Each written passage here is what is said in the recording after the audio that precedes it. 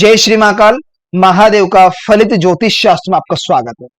रोज की तरह फिर मैं लेकर आया हूं आज पुनः वैदिक ज्योतिष के अंतर्गत आज हम चर्चा करने जा रहे हैं कि जन्म कुंडली में घटित होने वाले अन्य योगों के अंतर्गत आज हम केमद्रुम योग व चंद्र आदि योग पर हम चर्चा करने जा रहे हैं। तो इसी टॉपिक पर आज हम चर्चा करेंगे। तो टॉपिक पर चर्चा करने से पहले मैं आपको बता देना चाहता हूं कि यदि आप मेरे चैनल पर नए दर्शक हो ना तो कृपया चैनल को सब्सक्राइब कर लीजिएगा, साथ में घंटी के बटन को दबा दीजिएगा ताकि मैं जो भी नया वीडियो अपलोड करूंगा उसका नोटिफिकेशन सबसे पहले आपके पास पहुंच जाए। खास करके आपसे निवेदन है, कृपया वीडियो को लाइक किया करो यार। आपका लाइक करने से कोई पैसा नहीं लग रहा है, बल्कि आपका लाइक करना मेरे लिए एक उत्साहवर्धन और मनोबल बढ़ाने का काम करता है आपका लाइक करना।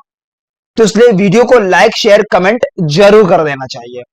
तो बढ़ते बिना समय गवाए फटाफट हमारे टॉपिक का। और तो आपको मैं एक बात और बोलना चाहता हूं कि जो लाल किताब का जो टॉपिक था वो पूर्णतः समाप्त हो चुका है, क्योंकि ए टू जेड मैंने टॉपिक उस पर बना चुका हूं।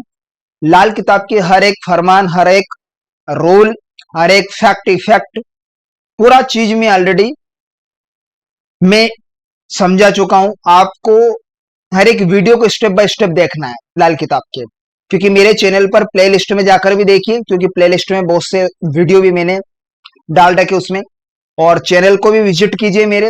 तो लाल किताब का हर एक टॉपिक आपको मिलेगा, क्योंकि लाल किताब का सफर पूर्ण हो चुका है, तो हम वैदिक की ओर आ चुके हैं।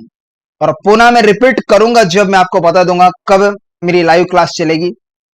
तो लाल किताब की लाइव क्लास आपके लिए रहेगी। तो जैसे कि आप स्क्रीन पर देख पा रहेंगे, जन्म कुंडली में घटित होने वाले अन्य योगों के अंतर्गत आने वाले योग केमद्रुम योग, चंद्रादि योग, क्योंकि पिछले वीडियो में हमने अनफा योग और सुनफा योग पर ऑलरेडी मैं वीडियो बना चुका था उस पर, और दुरुदरा योग ये कल के ही वीडियो था, आपने देखा हो। तो आज हम जो केमद्रुम योग, आप नाम से समझ गए केमद्रुम योग और चंद्रादि योग पर चर्चा करें। तो जैसे कि आप स्क्रीन पर देख पा रहेंगे, ये ऑलरेडी मैंने एक केमद्रुम योग व चंद्रादि योग के बारे में ऑलरेडी एक टेवा बना रखा है, जो कि आप देख पा रहेंगे एक वृश्चिक लग्न की कुंडली है। उदाहरणार्थ इस वृश्चिक लग्न की कुंडली में हम प्लेनेट को अप्लाई कर कर देखें।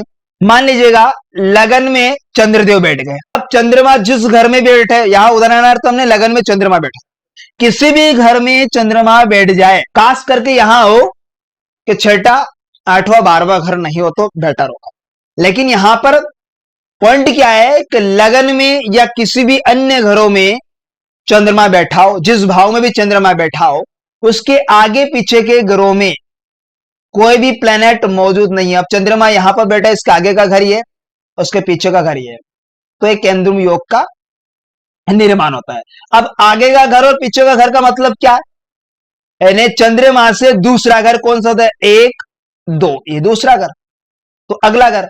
और चंद्रमा से 12वां घर यानी पीछे का घर, चंद्रमा से 12वां घर देखेंगे तो ये यहां पर गिनना प्रमुख 1 2 3 4 5 6 7, ये 8, ये 9, ये 10 11 12, ये अर्थात 12 है ना 12वां घर। लगन से द्वादश भाव 12वां घर, ये 12वां घर है।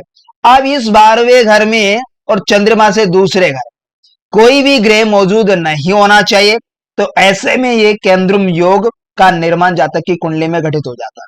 तो आपको ये ध्यान में रखना बेहद जरूरी है। मान लीजिएगा कुछ विद्वानों का कहना है, उनके अनुसार हम देखें कि चंद्रमा के साथ में कोई भी ग्रह ना हो तो केमद्रुम योग का निर्माण नहीं होता। किस ठीक अर्थात लगन में यहां पर चंद्रमा बैठा, अब इनके साथ में कोई ग्रह मौजूद नहीं, तो ऐसी कंडीशन है योग का निर्माण नहीं होता, सर्जन नहीं होता केमद्रुम योग का। अब चंद्रमा के आगे पीछे के ग्रहों में कोई मौजूद भी नहीं होना चाहिए, यानी आगे का घर ये, पीछे का घर एंटी क्लॉक, इन दोनों घरों में कोई भी प्लेनेट नहीं होना चाहिए। अब यहां पर क्या है, इस योग में अगर जातक का जन्म हो जाता है तो क्या फल होना चाहिए? इस योग में अगर किसी भी व्यक्ति का जन्म हो जाता है तो व्यक्ति काफी परेशानियों का सामना करना पड़ता है, आर्थिक स्थिति से जूझना पड़ता है, उसे कमजोर हो जाती है ऐसे योग में। और शास्त्रों में तो यहां तक भी लिखा गया है कि अगर जन्म कुंडली शुभ योग भी हो ग्रहों के योग से, तो ये एक एक ऐसा योग होता है केंद्रुम योग कि सभी योगों का नाश कर देता है, जितने भी शुभ योग बने अगर ये योग भी घटित हो जाए, केंद्रुम योग।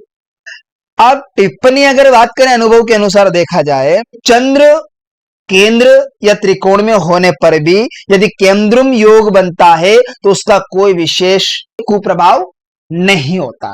अब ये केंद्रुम योग है।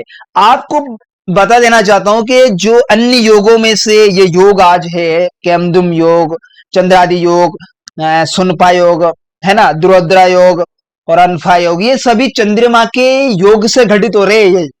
आप इसे ध्यान रख लीजिएगा। नेक्स्ट योग पर हम चर्चा कर लेते हैं, यहां पर चंद्रादि योग। नेक्स्ट योग पर हम चर्चा कर लेते हैं चंद्रादि योग। अब चंद्रादि योग का निर्माण कब होता है, अब यहां पर समझ लेते हैं। मान लीजिए उदाहरण के अनुसार जो 8 नंबर है मेष राशि, मेष राशि है, दूसरे में वृषभ, ये क्रम के अनुसार भरी हुई। अब यहां पर इतना ध्यान रखना है कि लगन में मेष राशि है, तो उदाहरण के अनुसार ही हम यहां पर देखें, चंद्रमा लगन में बैठ गए मेष राशि में, या चंद्रमा 4th हाउस में बैठ जाए, पंचम में कहीं भी बैठ जाए, तो चंद्रमा से 6ठे, 7वां और 8वां इन भावों में अगर शुभ प्लेनेट विराजमान हो, शुभ प्लेनेट बुध, शुक्र, बृहस्पति मौजूद हो, तो चंद्रादि योग का निर्माण जातक की कुंडली में घटित हो जाते हैं। अब यहां पर हम उदाहरण के अनुसार समझ लेते हैं कि लगन में चंद्रमा बैठ गए। अब चंद्रदेव लगन में बैठे, लग्न से 6ठे घर में शुभ ग्रह बैठे हो। 6ठा घर कौन सा होता है, रोग शत्रु का घर, इस भाव में बैठे हो। और यह लगन से 7वें घर में, यानी पत्नी जया का घर, 7वां घर, लगन से ठीक सामने वाला जाएरो इस साइन दे पा रहा है, ठीक है, ये 7वां घर। और लगन से 8वां घर, ठीक है, मृत्यु के भाव में, अष्टम भाव, इस भाव में चंद्रमा से, अब चंद्रमा लगन में बैठे, 6ठा घर ये आ रहा और ये 7वां घर, ये 8वां।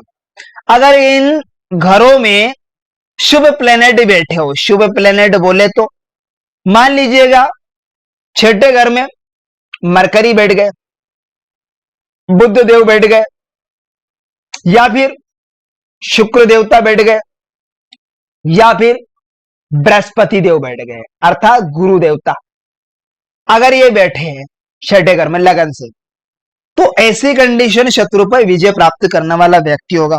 क्या होगा, शत्रु पर विजय प्राप्त करने वाला व्यक्ति चतुर, स्वस्थ जीवन यापन करने वाला होगा, ऐसी कंडीशन होगी। निरोगी काया वाला व्यक्ति होगा। या 7वें भाव में बैठ जाए, 7वें घर में लगन से ठीक 7वें घर में, तो पत्नी का सहयोग इससे भरपूर मिलेगा और पति के सहयोग से इसे हर लाभ मिलेगा, सुखी जीवन व्यापन करने वाला होगा और विख्यात भी ऐसा व्यक्ति बनता है। अष्टम भाव में भी हो तो यही कंडीशन, शत्रु पर विजय प्राप्त होगा।